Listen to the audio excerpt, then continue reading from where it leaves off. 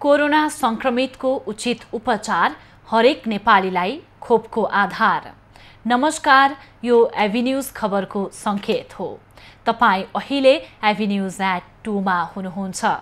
म प्रभा थापा। प्रारम्भमा मूल खबर। सप्तरीको छिन्नमस्ता भगवतीको मुकुट भेटियो।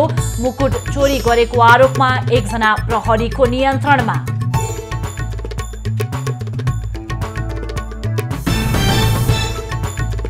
तीन साता बितिसक्दा पनि सरकार विस्तार हुन सकेन।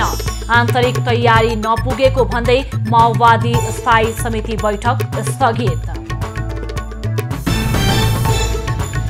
मेलम्चीमा पुनः बाढी आएपछि तटीय क्षेत्रका बासिन्दा त्रासमा। सडक पनि बगाएपछि बजारसँगको सम्पर्क टुट्यो।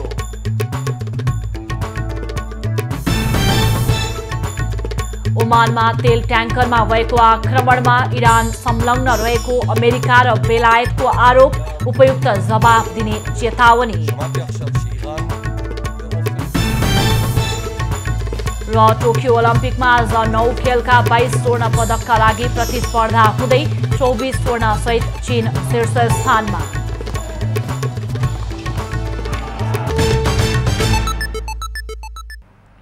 अब खबरको सिलसिला प्रारम्भ गरौं माओवादी केन्द्रको स्थायी समिति बैठक सम्बन्धी प्रसंगबाट। नेकपा माओवादी केन्द्रको स्थायी समिति बैठक स्थगित भएको छ। सरकारमा सहभागी हुने मन्त्री चयन गर्नका लागि आज दिउँसोका लागि बोलाइएको बैठक तयारी पूरा नभएको भन्दै स्थगित गरिएको हो। सरकारमा माओवादी केन्द्रले पाउने मन्त्रालयहरूको टुङ्गो नलागेकाले मन्त्रीहरूको नाम चयनका लागि भन्दै बोलाइएको बैठक स्थगित गरिएको बुझिएको छ। माओवादीले शेरबहादुर देउवा नेतृत्वको सरकारमा 7 मन्त्रालय पाउने बताइएको छ। अहिले माओवादीका तर्फबाट जनार्दन शर्मा अर्थ र पम्फा भूषाल ऊर्जा मन्त्री रहेका छन्।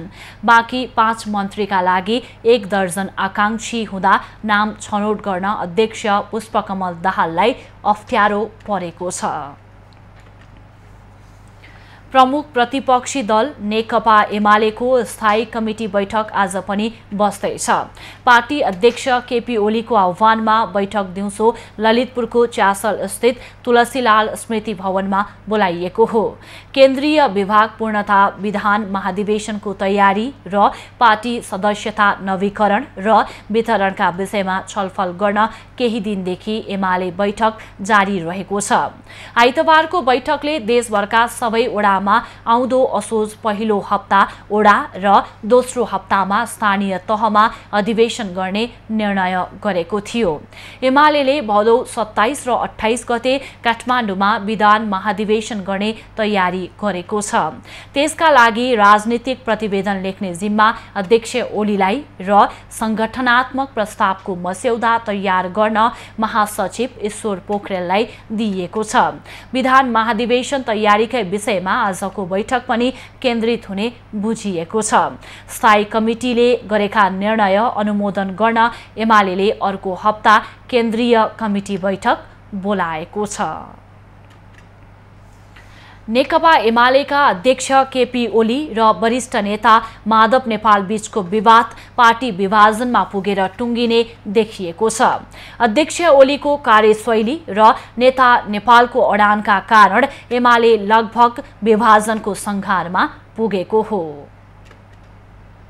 पार्टी एकताका लागि भन्दै ओली समूहले शनिबारको स्थायी समितिको बैठक त स्थगित गर्यो, तर त्यही दिन ओली र नेपाल समूहका छुट्टा छुट्टै कार्यक्रम रोकिएनन्। नेपाल समूहले अखिल फोर्सको नाममा शक्ति प्रदर्शन गर्यो भने ओलीले भेला आयोजना गरे। शनिबारै विघटित कार्यदलका सदस्य भीम रावल र सुरेन्द्र पाण्डेले पहिला नेपाल र त्यसपछि ओलीसँग भेट गरे। नेता नेपालको ओलीसँग समान हैसियतमा मात्र एकता हुने अडान र दोस्रो हैसियत दिन तयार भए पनि समान हैसियत नदिने ओलीको अडानपछि कार्यदलका सदस्य फिर्ता भएका थिए। हामीले प्रयास गर्यौं, तर हुँदै नहुने भएपछि त अघि बढ्नुको विकल्प रहँदैन भन्ने भेटमा सहभागी सदस्यको निराशाजनक अभिव्यक्तिले पनि एमाले एकताको प्रक्रिया अब जटिल बन्दै गएको छ। त्यस्तै दोस्रो तहका नेताहरूले समाधानको प्रयास जारी राखेकै बेला दुई नेता बीचको आरोप प्रत्यारोप बढेर गएको छ। अध्यक्ष ओलीले माधव नेपाललाई आन्दोलन विरोधी, देशद्रोही र अपराधीको गम्भीर आरोप लगाए। त्यसै बेला वरिष्ठ नेता नेपालले अध्यक्ष ओलीलाई फेरि पनि प्रधानमन्त्री बन्छु कि भन्ने जालझेल र षड्यन्त्रका तानाबाना नबुन्न चेतावनी दिए। यिनीहरूमा गम्भीर रूपमा धक्का लाग्यो, ब्रेक लाग्यो। यी सबै कुराका बावजुद बाटो बिराएका साथीहरू मुख्य अपराधी बाहेक अब माधव नेपाल जस्ता आन्दोलन विरोधी देशद्रोहीहरूलाई कुनै ठाउँ छैन यस पार्टीमा। फेरि फर्केर प्रधानमन्त्री बन्छु कि भने ठानेर जाल जेल षड्यन्त्र कसैले नगरोस्, जे गर्नु छ पारदर्शी तरिकाले हुनेछ। शनिबारै ओली निकट नेताहरूले सामाजिक सञ्जालमा नेपाललाई देउवा दाहालकै सहयोगी बन्न दिउँ, नरोकौं जस्ता सामग्री पोस्ट गर्नुले पनि विभाजन टाढा नरहेको अनुमान गर्न सकिन्छ। पछिल्लो समय पार्टी एकता हस्ताक्षरमा आएर अड्किएको बताइन्छ। निर्वाचन आयोग लगायत अन्य सबै निकायमा पार्टीका तर्फबाट हुने पत्राचारमा ओली र नेपालको संयुक्त हस्ताक्षर रहनुपर्ने विषयमा कुरा मिल्न सकिरहेको छैन। आगामी महाधिवेशनसम्म पार्टी अध्यक्ष ओली र वरिष्ठ नेता नेपालको संयुक्त हस्ताक्षरमा काम हुनुपर्ने नेपाल पक्षको मागमा ओली असहमत हुँदा विवाद निरूपणमा थप जटिलता थपिएको छ। आफू दोस्रो अध्यक्ष नहुने तर आफू निकट कार्यकर्तामाथि भेदभाव हुन सक्ने, त्यसमा पनि आगामी निर्वाचनमा टिकट वितरणमा अन्यायमा पर्न सक्ने अनुमान नेपाल पक्षको छ। तर ओली र उनको समूहमा रहेका केही नेताले नेपालको प्रस्तावलाई ठाडै अस्वीकार गरेको छ। पार्टी विवाद मिल्न दुई नेताबीच सहमति हुन अनिवार्य छ, तर विवाद नमिली नभेट्ने दुई नेताको अडानले एमाले विभाजन उन्मुख भइरहेको प्रश्न छ। स्वास्थ्य राज्य मन्त्री उमेश श्रेष्ठले सरकारी तलब र सुविधा नलिने घोषणा गरेका छन्। सोमबार आफ्नो 100 दिने कार्ययोजना सार्वजनिक गर्दै उनले सुरक्षाकर्मी बाहेकका सबै सरकारी सुविधा नलिने घोषणा गरेका हुन्। राज्य मन्त्री श्रेष्ठले मन्त्रीको रूपमा आवास, तलब भत्ता लगायतको कुनै पनि सेवा सुविधा नलिने घोषणा गरेका हुन्। राज्य मन्त्री श्रेष्ठले आफू आबद्ध सबै व्यावसायिक संस्थाबाट अलगिएको घोषणा समेत गरेका छन्। साउन 10 गते श्रेष्ठ स्वास्थ्य राज्य मन्त्रीमा नियुक्त भएका श्रेष्ठ व्यवसायी भएको भन्दै प्रधानमन्त्री शेरबहादुर देउवाको आलोचना भएको थियो। राज्य मन्त्री श्रेष्ठले आफ्नो स्वार्थ बाजिने कुनै पनि निर्णय प्रक्रियामा समेत सहभागी नहुने घोषणा गरेका छन्। साथै राज्य मन्त्री श्रेष्ठले अबको 17 दिनभित्र ज्येष्ठ नागरिकले कोभिसिल्डको दोस्रो मात्रा खोप लगाइने समेत बताएका छन्। कार्यभार सम्हालेको 10 दिनमा कोरोना महामारी नियन्त्रणका लागि कार्ययोजना प्रस्तुत गर्दै राज्य मन्त्री श्रेष्ठले जापानबाट आउने 16 लाख डोज एस्ट्राजेनेका खोप दिइने जनाएका छन्।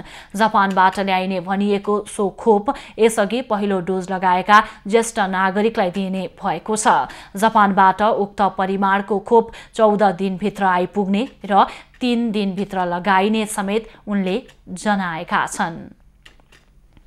लुम्बिनी प्रदेशसभाका विपक्षी 4 दलले संविधानको धारा 168(2) अनुसार बहुमतको सरकार गठनका लागि आह्वान गर्न प्रदेश प्रमुखसँग माग गरेका छन्। नेपाली कांग्रेस, माओवादी केन्द्र, जनता समाजवादी पार्टी र राष्ट्रिय जनमोर्चा संसदीय दलका नेताले 41 जना प्रदेशसभा सदस्यहरूको हस्ताक्षर सहित प्रदेश प्रमुख अमिक शेरचनलाई सोमबार निवेदन बुझाएका छन्।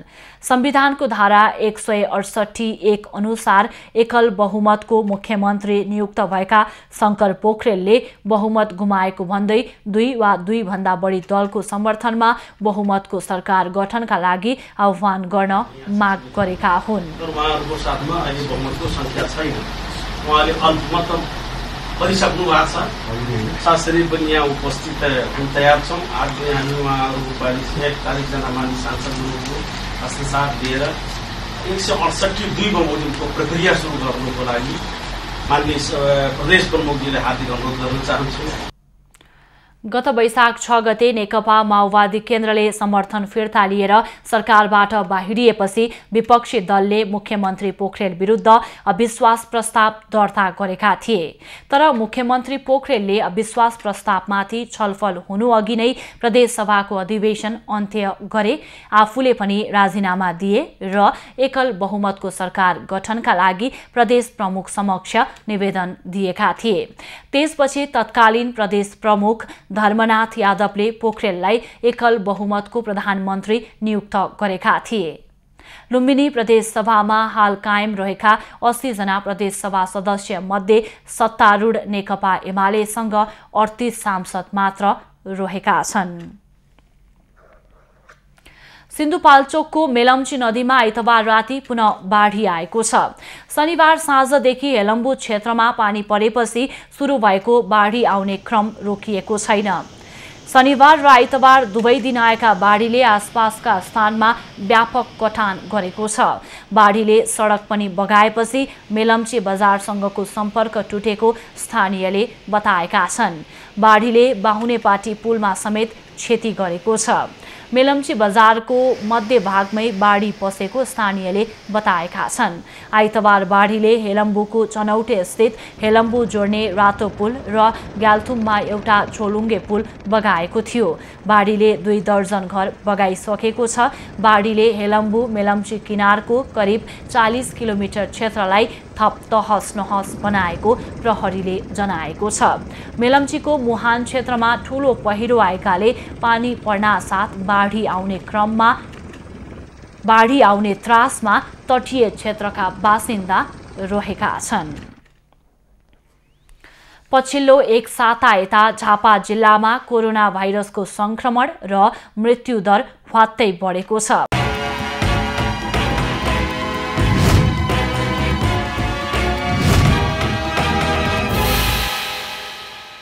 पछिल्लो एक साता झापा जिल्लामा कोरोना भाइरसको संक्रमण दर भत्तै बढेको हो। निषेधाज्ञा खुकुलो बनाउँदै लगेको प्रशासनले संक्रमणको दरमा कमी नआएपछि साउन 16 गते राति 12 बजेबाट एक साताका लागि जिल्ला पूर्ण रूपमा बन्द गर्ने निर्णय गरिएको छ। निषेधाज्ञाले संक्रमण दर घट्नुको सट्टा झनै बढ्न थालेपछि प्रशासनले बन्दै गर्ने निर्णय लिएको हो। एक साता अघि दैनिक 100 को हाराहारीमा संक्रमित थपिएका जिल्लामा अहिले दैनिक 300 हाराहारीमा पुगेको छ। झापामा हालसम्म कुल संक्रमितको संख्या 18,304 जना पुगेको छ भने 459 जनाको मृत्यु भइसकेको छ। यो पछिल्लो दिनमा हामी करिब परीक्षणको दायरा पनि हामीले बढाएका छौँ, किनभने हामी दैनिक 1000 भन्दा बढी चाहिँ व्यक्तिहरूको परीक्षण गरिरहेका छौँ र परीक्षणको दायरा बढ्दै गर्दाखेरि चाहिँ संक्रमण पनि बढी देखिएको स्थिति छ र यसले चाहिँ अब हिजो मात्रै पनि 6 जनाले ज्यान गुमाउनु भएको छ।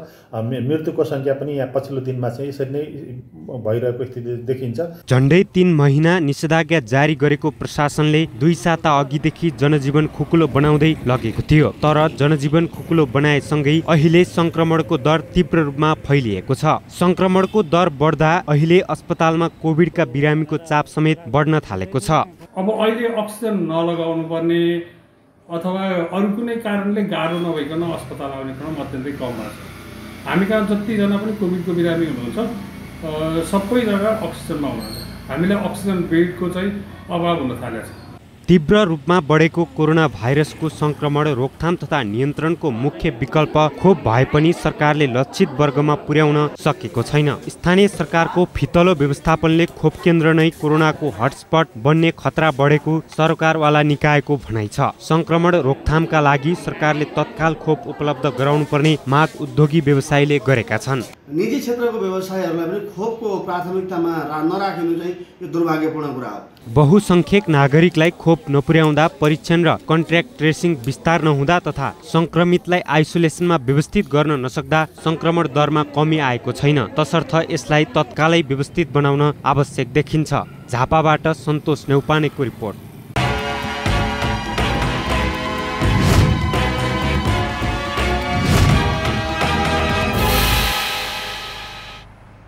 सरकारले फ्रन्टलाइनमा खटिने स्वास्थ्यकर्मी, सुरक्षाकर्मी, कर्मचारी लगायतलाई कोरोना खोप उपलब्ध गराइरहेको छ। तर कोरोना महामारीको बेला पनि अत्यावश्यक सेवा उपलब्ध गराएर देशको अर्थतन्त्रलाई टेवा पुर्याइरहेका उद्योगी व्यवसायीहरूलाई भने सरकारले व्यवस्था गरेको गुनासो ओखलढुङ्गामा बढ्न थालेको छ। ओखलढुङ्गा उद्योग वाणिज्य संघको तथ्याङ्क अनुसार ओखलढुङ्गा जिल्लामा 2500 भन्दा बढी उद्योगी व्यवसायी रहेका छन्। त्यसमध्ये झण्डै आधा व्यवसायीले कोरोना महामारीका बीच सहज रूपमा अत्यावश्यक सेवा उपलब्ध गराइरहेका छन्। औषधि व्यवसायी, पेट्रोल तथा इन्धन व्यवसायी, दैनिक उपभोग्य सामग्री विक्रेता, तरकारी मासु विक्रेता लगायतले कोरोना भाइरसको जोखिमकै बीच सेवा दिइरहेका छन्। नेपाल सरकारसँग यही अनुरोध गर्न चाहन्छु कि हामीलाई हैन कोरोना खोपको व्यवस्था गरिदिनु पर्यो। हामी पनि 24 घण्टा फ्रन्ट लाइनमा खटिरहेछु हैन।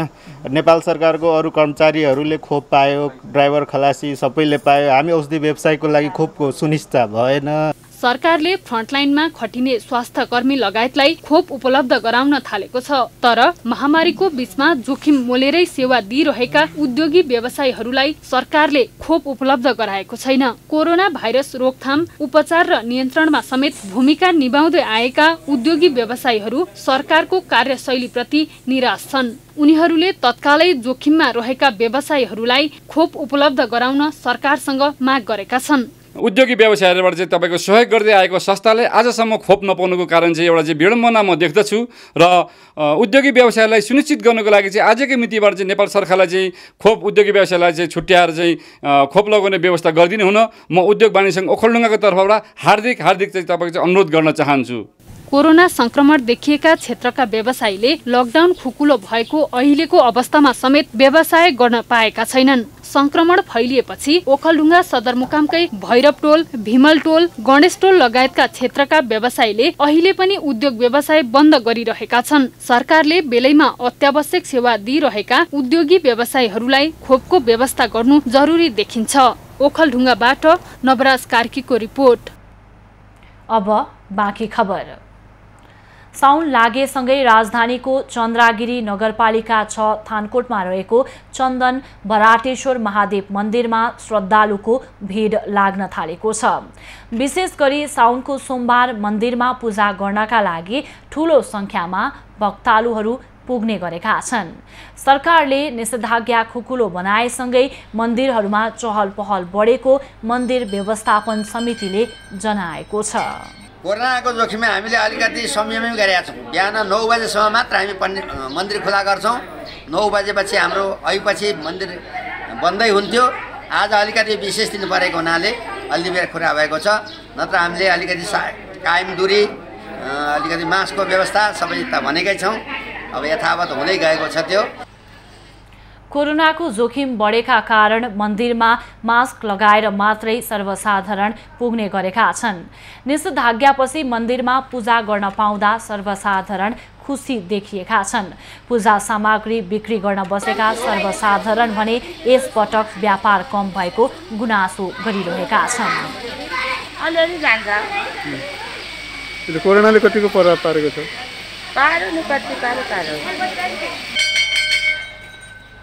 मनले चिताएको कुरा पूरा हुने विश्वासले साउनका सोमबार दोस्रो पशुपति भनिने भराटेश्वर महादेव मन्दिरमा काठमाडौँका विभिन्न ठाउँबाट भक्तजन पुग्ने गर्दछन्। सप्तरीका शिवालयहरूमा स्वास्थ्य मापदण्ड विपरीत भक्तजनको भिड लागेको छ। साउनको सोमबार शिव भगवानको पूजा गर्नका लागि सरकारको मापदण्ड बिना नै सर्वसाधारण मन्दिरमा भेला भएका हुन्। शम्भुनाथ नगरपालिकाको शम्भुनाथ मन्दिरमा पनि पूजा गर्नका लागि ठूलो संख्यामा सर्वसाधारण भेला भएका छन्। शम्भुनाथ मन्दिरमा सप्तकोशी र कमला नदीबाट जल ल्याएर चढाउने प्रचलन छ। पूर्वदेखि कोशीबाट गरेर आउँछन्, पश्चिमको कमला भुटान जहाँ आफ्नो इच्छा प्रकट गर्छन् त्योबाट जल ल्याएर आफ्नो इच्छा प्रकट र आफ्नो सुख शान्ति प्राप्तिको लागि बाबा शम्भुनाथ मन्दिरमा जल अर्पण गरिदिन्छन्। हाम्रो आवश्यकताहरू जस्तो अब केही राहत पाउँदैन हाम्रो प्रदेशबाट कि सरकारबाट, यो मन्दिरको जति रकम कलम छ त्यहीबाट हाम्रो यहाँ विकास भइरहेछन्। नगरपालिकाले केही विकास गर्दैछन् तर प्रदेशबाट केही विकास हुँदैन। साउनका सोमबार सप्तरीका हरिनन्देश्वर, अङ्कुरी, भजनेश्वर, धर्मेश्वर लगायतका मन्दिरहरूमा सर्वसाधारणको भिड लाग्ने गरेको छ। कोरोना संक्रमणको समयमा समेत भौतिक दूरी र मास्क बिना मन्दिरमा भिड लाग्दा महामारी फैलने चिन्ता सर्वसाधारणले गरेका छन्। दर्शकवृन्द, आइतबार साँझ चोरी भएको छिन्नमस्ता भगवतीको मुकुट भेटिएको छ। विष्णुपुर गाउँपालिका 5 स्थित मझौबाट छिन्नमस्ता भगवतीको मुकुट सोमबार बिहान भेटिएको हो र पक्राउ परेका मण्डललाई प्रहरीले केही बेरमा नै सार्वजनिक गर्ने तयारी गरेको भनेर जानकारी प्राप्त भएको छ र पछिल्लो अवस्था के भइराखेको छ यो विषयमा विस्तृतमा जानकारी गराउन हाम्रा संवाददाता बैजनाथ यादव हाम्रो प्रत्यक्ष सम्पर्कमा जोडिनु भएको छ।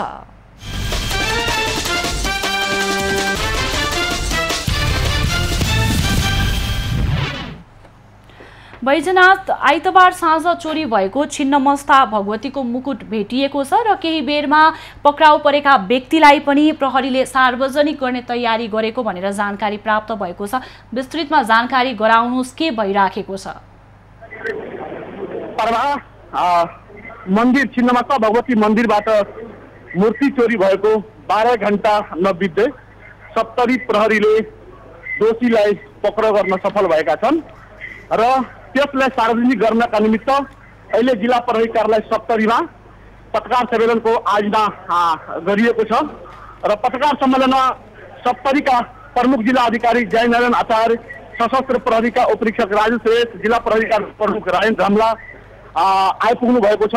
अबको केही मिनटमै पत्रकार सम्मेलन सुरु हुने हामीले जानकारी गराइएको छ र कसरी घटना घट्न गयो, सप्तरीकै मात्र नभई देशकै शक्तिपीठको रूपमा रहेको छिन्नमस्ता भगवती मन्दिरमा जुन घटना भयो हिजो बेलुकी 8:30 बजे जसरी त्यहाँ मन्दिरबाट छिन्नमस्ता भगवतीको मुकुट चोरी भयो त्यसको विषयमा लिएर हामीलाई जिल्ला प्रहरी प्रमुख र प्रमुख जिल्ला अधिकारीले जानकारी गराउने नै छ। बैजनाथ, जो व्यक्ति अहिले प्रहरीले नियन्त्रणमा लिइरहेको छ उनको घर टाढा रहेको र मानसिक रूपमा अस्वस्थ रहेको भनेर खबरहरूमा उल्लेख गरिएको छ। खासमा यो घटना कसरी भयो, अहिले प्रारम्भिक अनुसन्धानले के बताइराखेको छ? योजनाबद्ध रूपमा भएको घटना हो कि भन्ने आकलनहरू पनि गर्न थालिएको छ, यो विषयमा के छ?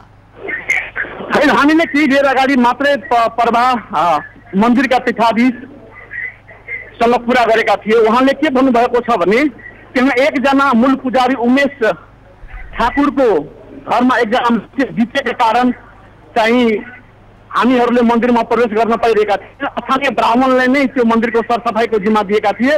उहाँ चाहिँ एकछिन बाहिर सरसफाइ गर्नमा गएको बेला घटना भएको हो र त्यसपछि हामीले चाहिँ अब फर्केर आउँदाखेरि यो थाहा पाएपछि हामीले अविलम्ब यसलाई तदारकका साथ लियो र हिजो मात्रै त्यहाँ साम्प्रदायिक दगा फैलिने किसिमका घटना समेत देखिएको थियो। स्थानीय बासिन्दा र पुजारी बीच झगडा त्यसलाई गएर हिजो राति नै प्रमुख जिल्ला अधिकारी जयनारायण आचार्य नेतृत्वको टोलीले गएर साम्न पारेको छ र रातभरि नै चाहिँ भारतीय सीमालाई सिल गरेर घटनालाई दोषी पत्ता लगाउन प्रहरी सक्रिय थिए र कसरी यो मान्छेलाई समात्न सफल हो यस सम्बन्धमा कुरा गर्नको लागि हामीसँग अहिले सप्तरीका प्रमुख जिल्ला अधिकारी जयनारायण आचार्य हुनुहुन्छ प्रभाव। म उहाँलाई माइक्रोफोन हस्तान्तरण गर्दैछु। प्रमुख जिल्ला अधिकारीजी, कसरी तपाईँ समात्नुभयो, कसरी यो घटनामा दोषी पत्ता लाग्यो? भइसकेपछि हामीले अघि तपाईँले भने जस्तै सबै खालका सीमाहरू हाइवे समेत बन्द गरेका थियौँ। बजार एरिया सबै ठाउँमा चेक जाँच गरेका थियौँ। हरेक ठाउँमा प्रहरी सीमा हरेक ठाउँमा खटाइसके पछाडि सँगसँगै हामीले मन्दिर परिसर सबैमा हामीले प्रहरी खटायौँ र त्यहाँसँग त्यो दिनमा रहेका पुजारी जो छ तिनीहरू सबैलाई निगरानी राखेर हामीले नियन्त्रणमा लगिसकेपछि खोजबिन गर्दै गयौँ। रातभरि खोजी कार्य जारी थियो। हामीहरू पनि 2 बजेसम्म मन्दिर परिसरमै थियौँ। रातभरि खोज्दै जाँदा बिहान बेलुकी चाहिँ विष्णुपुर गाउँपालिकामा जुन चोरी गरेको व्यक्ति सहित मुकुट भेटिएको कारणले हामी सुरक्षा लापरवाहीले गर्दा भएको, किनभने शक्तिपीठको सुरक्षा जिम्मा यहाँ अर्कै हुन्छ। तर सुरक्षा प्रणाली हुँदाहुँदै पनि किन यस्तो गर्ने? यस्तो छ, अब यो सुरक्षामा हाम्रो प्रहरीको युनिट छ, त्यसले आफ्नो परिसरको सुरक्षा गर्छ। त्यहाँभित्रको सुरक्षाको पाटो विशेष गरी 4 खालका गेटहरू छन्। त्यहाँ समिति छ र त्यसै गरी पुजारीहरूको जिम्मामा गेट खोल्ने, गेट बन्द गर्ने, सफाइ गर्ने जिम्मा हुन्छ। त्यो बेलामा चाहिँ त्यो घटना भएको देखिन्छ। त्यसभन्दा प्रहरीले आफ्नो परिसरको निगरानी त राखिरहेको छ, तर भित्रको पाटोमा सरकार जिम्मेवार हुनुपर्ने व्यक्तिहरू जिम्मेवार नभएको चाहिँ देखिन्छ। तथापि सुरक्षा अब यसलाई मजबुत गर्नुपर्छ, थप आवश्यकता छ भन्ने कुरो महसुस पनि भएको छ। संलग्नता अहिलेसम्म अनुसन्धानको क्रममा जो चोरीमा छन्, चोरी गरेको व्यक्तिले अब आफूले नितान्त व्यक्तिगतमा ढोकाएको बेलामा चाहिँ सफाइ गर्ने मान्छे निस्केपछि सामान लगेर चोरी गरेर मुकुट लगेको भन्ने जानकारी छ। त्यसको विषयमा थप अनुसन्धान हुँदैछ। म्याच थप भएर अहिले पनि फर्काएर ल्याइसकेको छ। यसलाई अनुसन्धान गर्दै जाने, जो दोषी भेटिन्छ दोषी कारवाहीको भाग्य हुन्छ। यसको पछाडि कुनै राजनीतिक अथवा कुनै हस्तक्षेप अथवा कुनै किसिमको घटना घटाउनलाई कुनै चाहिँ साम्प्रदायिक दङ्गा फैलाउने सरकार त्यस्तो चाहिँ देखिएको छैन। अनुसन्धान गर्दै जाँदा अब केही खुल्यो भने त्यसमा चाहिँ जो दोषी रहन्छ त्यो दोषीलाई कारवाही गर्छ। प्रभा, केही बेर अगाडि हामीले सप्तरीका प्रमुख जिल्ला अधिकारीसँग कुरा गर्यौँ। अब केही बेर पछाडि घटनाको विस्तृत जानकारी हामी हाम्रा दर्शकहरूलाई गराउनेछौँ, किन सुरक्षा अधिकारीहरू, प्रमुख जिल्ला अधिकारी लगायतका टोली आइपुगेका छन्। सञ्चारकर्मी पनि आइसकेका छन्, तयारीमा जुटेका छन् जिल्ला परिकारलाई सप्तरी। बैजनाथ, हामी केही समय पछाडि यहाँसँग जोडिनेछौँ। अहिलेलाई धन्यवाद। हुनुहुन्थ्यो हाम्रा संवाददाता बैजनाथ यादव र हामीलाई सप्तरीको छिन्नमस्ता भगवतीको मुकुट हिजो चोरी भएको थियो र चोरी भइसकेपछि 24 घण्टा नबित्दै मुकुट भेटिएको भनेर खबर प्राप्त भएको छ र प्रहरीले पत्रकार सम्मेलन मार्फत पक्राउ परेका व्यक्तिलाई सार्वजनिक गर्नेछ। हामी केही समय पछाडि पत्रकार सम्मेलनमा जोडिनेछौँ। अब बाँकी खबरतर्फ लागौं। बागलुङको पश्चिम गलकोटमा बस दुर्घटना हुँदा 11 जना घाइते भएका छन्। काठमाडौँबाट बागलुङको बुर्तिवाङतर्फ जाँदै गरेको बा 5ख1553 नम्बरको बस सोमबार बिहान मध्य पहाडी लोकमार्गको गलकोट नगरपालिका 1 चौराहामा दुर्घटना भएको हो। घाइते सबैको धौलागिरी अस्पतालमा उपचार भइरहेको छ। ब्रेक फेल भएर सडकको कुनामा ठक्कर खाएर बस दुर्घटनामा परेको बताइएको छ। प्रहरीले बस चालक चित्रबहादुर खड्कालाई नियन्त्रणमा लिएको छ। रौतहटको एक विद्यालयमा विद्यालय व्यवस्थापन समितिको अध्यक्ष बन्ने निहुमा झडप भएको छ। आइतबार भएको झडपमा 13 जना घाइते भएका छन्। रौतहटको माधव नारायण नगरपालिका 4 मा रहेको श्री माध्यमिक विद्यालय विष्णुपुरवामा आइतबार 2 समूहबीच झडप भएको हो। विद्यालय व्यवस्थापन समितिका अध्यक्ष देवनारायण भगत मालीको निधन भएपछि सो विद्यालयमा नयाँ अध्यक्ष चयन हुने तयारी रहेको छ। विद्यालयका प्रधानाध्यापक राजेश यादव र पूर्व अध्यक्ष देवनारायण का नाति पारस भण्डारीको समूहले आफ्नो पक्षको अध्यक्ष हुनुपर्ने र सोही नगरपालिका 4 का वडा अध्यक्ष रामदेनी मुखियाले आफ्नो समूहबाट व्यवस्थापन समितिको अध्यक्षको तयारी गरेपछि 2 समूहबीच झडप भएको हो। विद्यालयका व्यवस्थापन समितिका अध्यक्ष बन्न विद्यालयमा अध्ययनरत विद्यार्थीका अभिभावक मात्रै हुन पाउने प्रावधान रहेकाले वडा अध्यक्ष मुखियाका छोरा राम तलेवार मुखिया आइतबार बच्चा भर्ना गराउन विद्यालय पुगेका थिए। विद्यार्थी भर्नाको सम्बन्धमा कुरा नमिलेर विवाद सुरु भएपछि झडप सुरु भएको थियो। बाँसका भाटासहित 2 पक्ष एक आपसमा भिडेपछि एक पक्षका 7 र अर्को पक्षका गरी 13 जना घाइते भएको बताइएको छ। घटनामा संलग्न दुवै पक्षका एक जनालाई प्रहरीले नियन्त्रणमा लिएको जिल्ला प्रहरी कार्यालय रौतहटका एसपी सिद्धि विक्रम शाहले बताएका छन्। घाइतेहरूको अवस्था खतरामुक्त रहेको तथा घटनाका विषयमा आवश्यक अनुसन्धान जारी रहेको प्रहरीले जनाएको छ। राष्ट्रिय सभा अन्तर्गतको प्रत्यायोजित व्यवस्थापन तथा सरकारी आश्वासन समितिले ईपीएस परीक्षा उत्तीर्ण गरेका कामदारलाई तत्काल दक्षिण कोरिया पठाउन सरकारलाई निर्देशन दिएको छ। ईपीएस परीक्षा उत्तीर्ण गरेका कामदारहरूले दक्षिण कोरिया पठाउने काममा सरकारले आलटाल गरेको भन्दै समितिमा उजुरी दिएका थिए। आइतबार बसेको राष्ट्रिय सभा अन्तर्गतको प्रत्यायोजित व्यवस्थापन तथा सरकारी आश्वासन समितिले ईपीएस परीक्षा उत्तीर्ण गरेर बसेका करिब 10,000 कामदारहरूलाई दक्षिण कोरिया पठाउन सरकारलाई निर्देशन दिएको छ। ईपीएस परीक्षा उत्तीर्ण गरेर बसेका करिब 10,000 कामदारहरू दक्षिण कोरिया जान नपाएर अलपत्र छन्।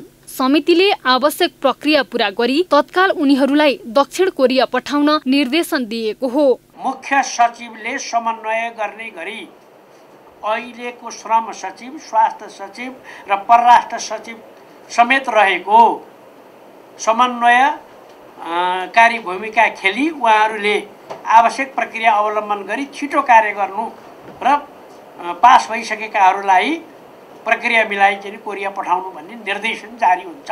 बैठकमा ईपीएस परीक्षा उत्तीर्ण गरेका कामदारहरूलाई समेत दक्षिण कोरिया पठाउने काममा आलटाल गरेको भन्दै समितिका सदस्यहरूले सरकारको चर्को आलोचना गरेका थिए। आज पनि त्यो क्वेसन हैन, एमओयू भनेको त्यो 10,000 सँग कुरा हुँदै हैन, हामीले बुझेको है। यो त्यो 10,000 लाई उनीहरूले पनि लान खोजेको छ हैन, उनीहरूले लान खोजेको छ। रोजगारदाता उनीहरू छ, यहाँ भाइ बहिनीहरू पनि बरु कति एक्स्ट्रा पैसा हैन टपअप गरेर पनि हामी खर्च गरेर पनि जान तयार छौँ भन्ने उहाँहरूको कुराहरू छ।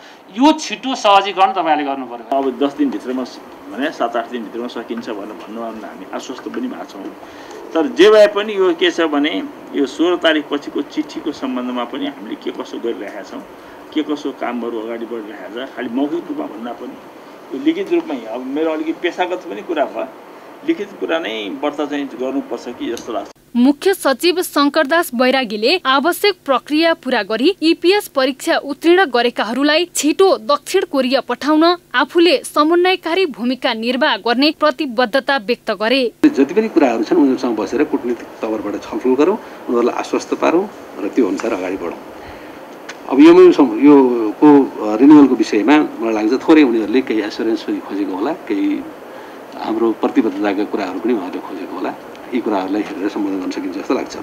श्रम, रोजगार तथा सामाजिक सुरक्षा मन्त्रालयका सचिव सूर्यप्रसाद गौतमले खोप र उडानका लागि जहाजको आवश्यक व्यवस्था मिलाउन नसक्दा ईपीएस परीक्षा उत्तीर्ण गरेका कामदारहरूलाई दक्षिण कोरिया पठाउन ढिलाइ भएको बताए। स्वास्थ्य सचिव डाक्टर रोशन पोखरेलले कोरिया जाने कामदारहरूका लागि कोरोना विरुद्धको खोपको आवश्यक व्यवस्था मिलाउने प्रतिबद्धता व्यक्त गरे। यातायात व्यवस्था कार्यालय कैलालीले सरकारले गरेको निर्णयलाई उल्लङ्घन गर्दै श्रावण 18 गतेदेखि ट्रायल परीक्षा सञ्चालनका लागि सूचना प्रकाशित गरेको छ। कोरोना संक्रमणको तेस्रो लहर फैलन सक्ने भन्दै विज्ञहरूले चेतावनी दिइरहेका बेला यातायात कार्यालय कैलालीले परीक्षा सञ्चालन गर्न लागेको हो। सरकारले शैक्षिक संस्था, कल कारखाना, पार्टी प्यालेस लगायत धेरै भिडभाड हुन सक्ने स्थानहरू तत्काल नखोल्न आग्रह गरेको छ। तर यातायात कार्यालय कैलालीका प्रमुख र जिल्ला ट्राफिक कार्यालय कैलालीका प्रमुखले जिल्ला प्रशासन कार्यालयलाई समेत बेवास्ता गर्दै ट्रायल परीक्षा सञ्चालन गर्न लागेका छन्। ट्रायल परीक्षामा फेल भएकाहरूबाट लाइसेन्स उपलब्ध गराउने बहानामा पैसा असुल्ने नियतले परीक्षा सञ्चालन गर्न लागि सेवाग्राहीले गुनासो गरेका छन्। एउटा लाइसेन्स बनाउनको निमित्त मात्रै 10-15 हजार रुपियाँ घुस खाने चलनहरू, पैसा खाने चलनहरू छ। अग्रिमले पैसा लिने है त्यस्तो छ, कालो बजारी बढी भएको छ। तर यातायात व्यवस्था कार्यालय कैलालीका प्रमुख पनि आफूहरूले प्रशासनसँग समन्वयन गरेर परीक्षा सञ्चालन गर्न लागेको दाबी गरेका छन्। उनले स्वास्थ्य सावधानी अपनाएर नै परीक्षा सञ्चालन गर्ने समेत बताए। जिल्ला प्रशासन लगायत हाम्रो मन्त्रालयमा पनि हामीले गरेर अब यसलाई कसरी हल गर्ने भनेर अब अनि हामीले के भयो भने अब केही मापदण्डहरू अब सुरक्षा मापदण्डहरू अपनाएर चाहिँ सुरु गरोस् न भन्ने भएकोले हामीले चाहिँ यो फेरि कन्टिन्यू गरेको हो। यता कैलाली जिल्लाका प्रमुख जिल्ला अधिकारी खगेन्द्र रिजालले आफूहरूसँग लिखित रूपमा कुनै समन्वय नभएको तर फोनमा सामान्य कुरा भएको बताए। जनस्वास्थ्यका मापदण्डहरूको चाहिँ नि पूर्ण परिपालना गराउन सक्नुहुन्छ भने हामीले चाहिँ भौतिक दूरीका कुरा गरेका छौँ। 2 मिटरको भौतिक दूरी कायम गर्नु पर्यो, मास्क लाउनु पर्यो, सेनिटाइजर लाउनु पर्यो। त्यो व्यवस्था गर्न सकिन्छ भने तपाईँ चाहिँ आफ्नो हिसाबले जसरी अरू कार्यालयहरूले चाहिँ आफ्नो कार्यालयको सेवा सञ्चालन गरेका छन् त्यसरी तपाईँ पनि सञ्चालन गर्न सक्नुहुन्छ भनेर चाहिँ मैले हाम्रो मौखिक कुराकानी चाहिँ भएको छ र उहाँले सूचना निकालेको चाहिँ जानकारी छैन। कोरोना भाइरसको तेस्रो लहर फैल्न सक्ने भन्दै विज्ञहरूले चेतावनी दिइरहेको र सरकारले स्मार्ट लकडाउन गर्ने तयारी गरिरहेका बेला यसरी आफू खुसी परीक्षा सञ्चालन गर्नुले यातायात व्यवस्था कार्यालयमाथि नै शङ्का गर्न थालिएको छ। यस्तो अवस्थामा सम्बन्धित निकायको ध्यान तत्काल पुग्न जरुरी छ। कैलाली ब्युरोको रिपोर्ट। बाँकेमा एक महिलाको रहस्यमय मृत्यु भएको झण्डै 2 हप्ता बित्दा पनि छानबिन अघि बढ्न सकेको छैन। प्रहरीले छानबिन अघि नबढाउँदा न्याय पाउन नसकेको पीडित परिवारको गुनासो छ। बाँकेको जानकी गाउँपालिका 2 नेवाजी गाउँकी 38 वर्षीय महिला ननकुनी धोबीको शव साउन 6 गते झुन्डिएर आत्महत्या गरेको अवस्थामा फेला परेको थियो। तर धोबीले आत्महत्या गरेको नभई उनको हत्या भएको भन्दै माइती पक्षले छानबिनको माग गर्दै आएको छ। मृतकका बाबु छोट्टन धोबीले छोरीको हत्या गरिएको भन्दै दोषीलाई जेल सजाय हुनुपर्ने माग गरेका छन्। बिटिया फांसी लगाऊ नहीं कहीं दवा खाए खात रही और का मार के ऊपर टांग देनी तो हम लोग 6:30 बजे हाल देनी। लामो समयदेखि आफ्नै श्रीमानबाट कुटिने र विभिन्न किसिमको यातना सहँदै आएकी महिला आत्महत्या भएको अवस्थामा भेटिनुलाई स्थानीयले पनि रहस्यमय मानेका छन्। घटना हत्यासँग सम्बन्धित भएकाले दोषीलाई पक्राउ र कारबाही गर्न माइती पक्षले माग गर्दै आएका छन्। जैसे हमरे बहन का मारिन है वैसे ही उसका सजा मिले चाहिए और हमार बहन न दवा खाए कहत रही न फांसी लगा कहत रही। बहन हमार कहत रही कि वो तब मरे तब उन्हीं हाथ से मरबे, हम अपने मौत से न मरबे और उसका मारा गवाह है। घटना लगत्तै मृतकका भाइ माता प्रसाद धोबीले हत्या भएको भन्दै जिल्ला प्रहरी कार्यालय बाँके गए पनि हालसम्म प्रहरीले जाहेरी दर्ता गरेको छैन। यो केसमा अहिलेसम्म जाहेरी पनि दर्ता भएको छैन। हामीले 13 गते महिला अधिकार मञ्च, महिला अधिकार सञ्जाल र मृतकको माइती पक्षले चाहिँ गएर जिल्ला प्रशासन कार्यालयमा सिडिओ साहब मार्फत हामीले महामहिम राष्ट्रपति सामान्य प्रधानमन्त्री माननीय गृहमन्त्रीज्यूलाई पनि हामीले ध्यानाकर्षण पत्र बुझाएका छौँ, तर पनि अहिलेसम्म कुनै सुनवाई भएको छैन। महिला अधिकार मञ्च, महिला अधिकार सञ्जाल र मृतकको माइती पक्षले जिल्ला प्रशासन कार्यालय बाँके मार्फत राष्ट्रपति प्रधानमन्त्री र गृहमन्त्रीलाई ध्यानाकर्षण पत्र बुझाउँदा पनि सुनवाई नभएको आरोप लगाएका छन्। घटनाको भोलिपल्ट प्रहरीले मृतकका श्रीमान रामकुमार धोबीलाई नियन्त्रणमा लिए पनि अहिले छाडिसकेको छ। बाँके प्रहरीले पनि घटनाको अनुसन्धान भइरहेको जनाएको छ। बाँकेबाट खम्ब पुनको रिपोर्ट। बुद्ध एयरले नेपालगञ्ज पोखरा उडान सुरु गरेको छ। यस क्षेत्रका पर्यटन व्यवसायीको लामो समयसम्मको प्रयासपछि उडान सुरु हुँदा नेपालगञ्जका पर्यटन व्यवसायी खुसी भएका छन्। बुद्ध एयरले गत वर्षदेखि सुरु गर्ने भनेको नेपालगञ्ज पोखरा हवाई उडान सुरु गरेको छ। निजी विमान कम्पनी बुद्ध एयरले आन्तरिक तथा बाह्य पर्यटक प्रवर्धनमा टेवा पुर्याउने उद्देश्यले हप्तामा 3 दिन उडान भर्ने भएको हो। हरेक हप्ताको आइतबार, बुधबार र शुक्रबार नेपालगञ्ज पोखरा उडान हुने बुद्ध एयर नेपालगञ्जले जनाएको छ। हाल 18वटा सिट क्षमताको जहाज सञ्चारमा ल्याइएको र कोरोना संक्रमण न्यूनीकरण भई सीमा नाका खुले लगतै दैनिक उडान हुने गरी बढी क्षमताको जहाज सञ्चारमा ल्याइने बुद्ध एयरले जनाएको छ।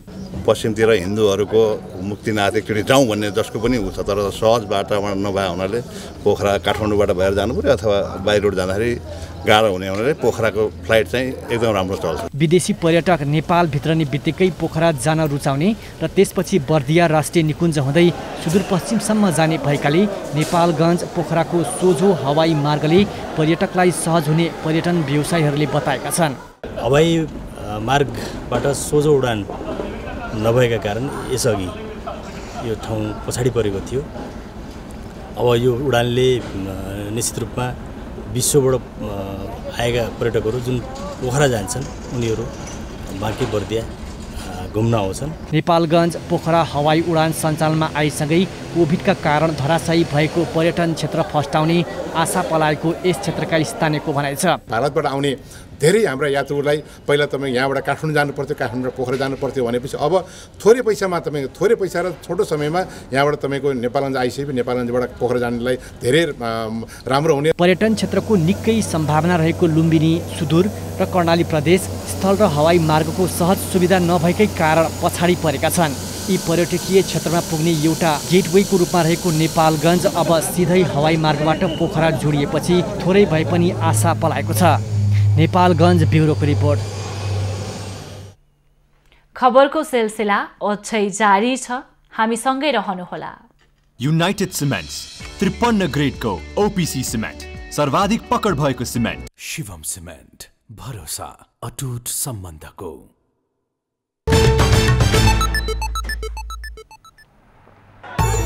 सप्तरीको छिन्नमस्ता भगवतीको मुकुट भेटियो।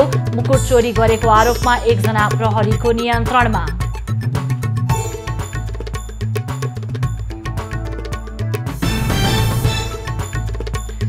तीन साता बितिसक्दा पनि सरकार विस्तार हुन सकेन।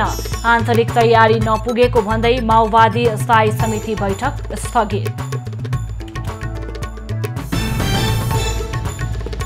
मेलम्चीमा पुनः बाढी आएपछि तटीय क्षेत्रका बासिन्दा त्रासमा। सडक पनि बगाएपछि बजारसँगको सम्पर्क टुट्यो।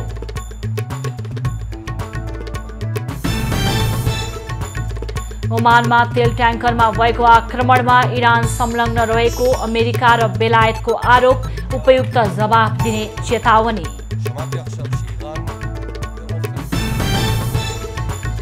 र टोकियो ओलम्पिकमा आज 9 खेलका 22 स्वर्ण पदकका लागि प्रतिस्पर्धा हुँदै 24 स्वर्ण सहित चीन शीर्ष स्थानमा।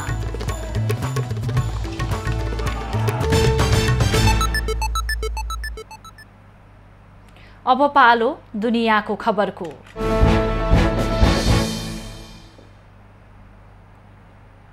दुईजनाको ज्यान जाने गरी ओमानमा तेल बोक्ने ट्याङ्करमा भएको आक्रमणमा इरानको संलग्नता रहेको अमेरिका र बेलायतले आरोप लगाएका छन्। अरब सागर स्थित ओमानको तटमा बिहिबार भएको घटनामा चालक दलका दुईजनाको मृत्यु भएको थियो। बेलायती विदेश मन्त्री डोमिनिक राबले वक्तव्य जारी गरेर इरानले एक वा त्योभन्दा बढी ड्रोनको प्रयोग गरी ट्याङ्करमाथि आक्रमण गरेको हुन सक्ने उल्लेख गरेका छन्। इरानले अन्तर्राष्ट्रिय कानुनको स्पष्ट उल्लङ्घन गरेको उनको भनाइ छ। यस्तै अमेरिकी विदेश मन्त्री एन्थोनी ब्लिङ्केनले पनि आक्रमणको इरानको संलग्नता रहेको बताएका छन्। घटनाको उपयुक्त जवाब दिने पनि उनले उल्लेख गरेका छन्। इजरायलका प्रधानमन्त्री नाफ्ताली बेनेटले वक्तव्य जारी गरेर घटनामा इरानको संलग्नताको प्रमाण रहेको बताएपछि अमेरिका र बेलायतको टिप्पणी आएको हो। इरानले आफूमाथि लगाइएको आरोप आधारहीन रहेको बताउँदै आएको छ। तेल ट्याङ्करमाथिको आक्रमणमा बेलायत र रोमानियाका 2 नागरिकको मृत्यु भएको थियो। लेबनानको बेरुत सहरमा अज्ञात व्यक्तिले गोली प्रहार गरी 2 जनाको हत्या गरेको छ। केही दिन अघि मारिएका हिजबुल्लाह कमान्डरको अन्त्येष्टिमा गोली प्रहार हुँदा 2 जनाको मृत्यु भएको हो। अन्त्येष्टिमा मानिसहरू भेला भएको समयमा गोली प्रहार भएको हो। गोली चलेपछि भागदौड मचिएको थियो। सबैभन्दा शक्तिशाली इरान समर्थित सशस्त्र समूह हिजबुल्लाहका कमान्डर मारिएपछि शोकमा रहेका सर्वसाधारणमाथि गोली प्रहार भएको हो। गोली प्रहारमा संलग्नको खोजी भइरहेको बताइएको छ। म्यानमारका सैन्य नेता मिन अङ ह्लाङले आफूलाई प्रधानमन्त्री घोषणा गरेका छन्। सैन्य कुको 6 महिनापछि टेलिभिजन सम्बोधन मार्फत ह्लाङले आफूलाई प्रधानमन्त्री घोषणा गरेका हुन्। कु मार्फत सत्ता हत्याएका म्यानमारका सैनिक शासकले आफूलाई सङ्कटकालीन अवस्थाको प्रधानमन्त्री घोषणा गरेका हुन्। उनले सन् 2023 सम्म चुनाव गराउने पनि बताएका छन्। उनले सरकारले बहुदलीय प्रतिस्पर्धात्मक चुनाव गराउने दाबी समेत गरेका छन्।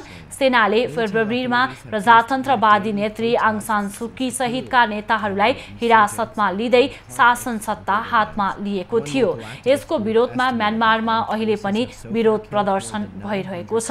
प्रदर्शनका क्रममा 939 जनाको मृत्यु भइसकेको छ। अब पालो एभिन्यूज एट स्पोर्ट्सको।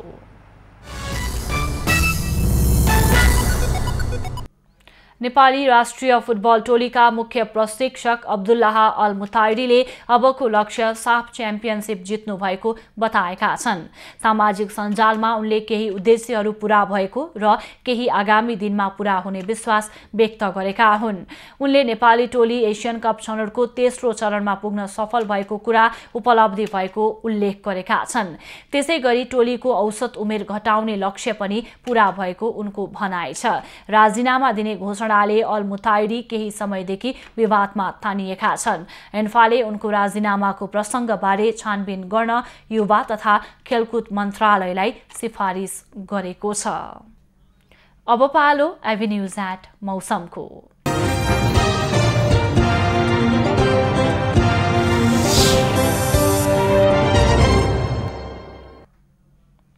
यति बेला देशभर सामान्यदेखि पूर्ण बदली रही धेरै स्थानमा हल्कादेखि मध्यम वर्षा भइरहेको छ।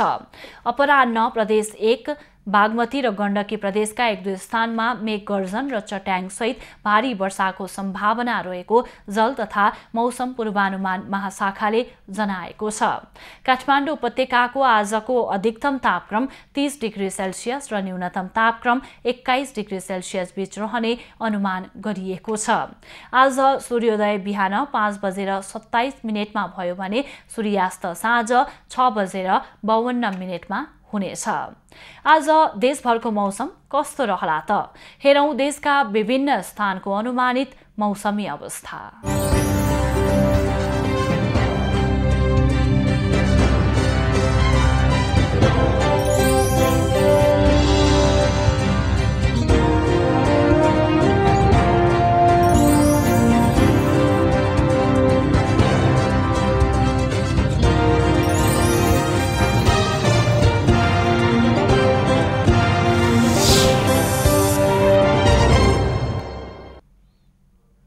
अहिलेलाई खबरको क्रम यति नै। एभी न्यूज खबरका यी सहित अन्य विस्तृत खबरका लागि www.avnews.tv लगअन गर्न सक्नुहुनेछ। युट्युब, फेसबुक र ट्विटरमा पनि हामीलाई फलो गर्न सकिनेछ। खबर भित्रको खबरका लागि हेर्दै रहनुहोला एभी न्यूज खबर। नमस्कार।